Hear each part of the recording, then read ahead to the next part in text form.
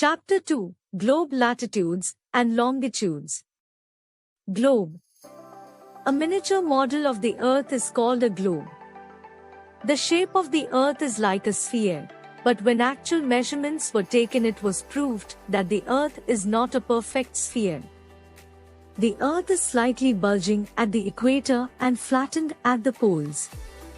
Thus, the polar diameter of the Earth is 44 kilometers shorter than the equatorial diameter. But for all practical reasons, we refer to the shape of the Earth as a sphere.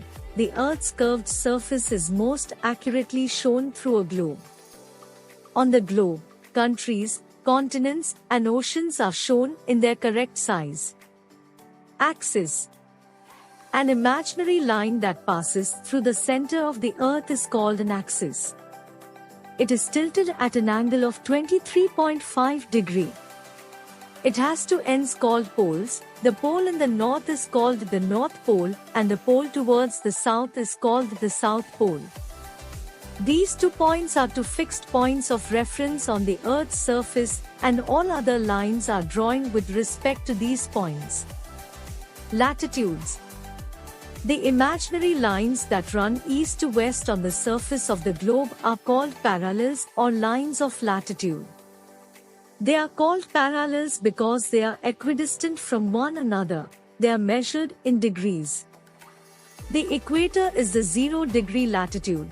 It runs through the center of the globe, halfway between the North Pole and South Pole. Equator. An imaginary line passing through the center of the Earth is called the equator. It divides the Earth horizontally into two equal halves called hemispheres. The northern half is called the northern hemisphere, and the southern half is called the southern hemisphere. Most of the land lies in the northern hemisphere, while the southern hemisphere is covered by oceans. Heat zones. Different parts of the Earth receive different amounts of heat from the sun. The important parallels can divide the Earth into 3 heat zones. Longitudes. The semicircles running from north to south on a globe are called lines of longitude. The longitudes are also called meridians. The prime meridian is the most important line of longitude. It is located at 0 degree. The prime meridian runs through Greenwich, a place near London. It is the starting point for numbering meridians. The part of the Earth to the east of the prime meridian to 180-degree longitude is called the Eastern Hemisphere. Longitude and time. The sun is the major source of energy for life on Earth. All activities on Earth begin with the rise of the sun. The relationship between the sun and the Earth is considered as the best timekeeper in the world. The apparent movement of the sun across the sky is due to the rotation of the Earth on its axis from west to east.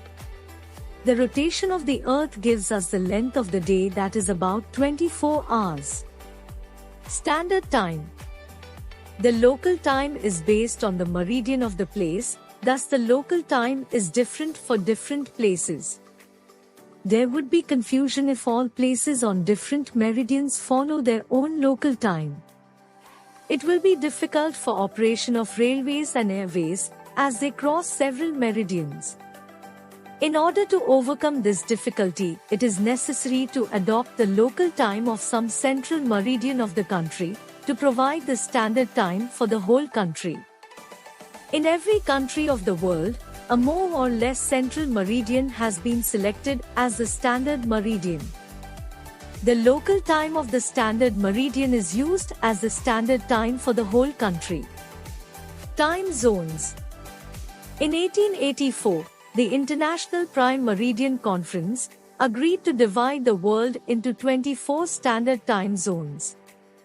Each zone is narrow belt running from north to south, with an west-east extent of 15 degrees of longitude. In a few cases, the west-east is a multiple of 7.5 degree longitudes.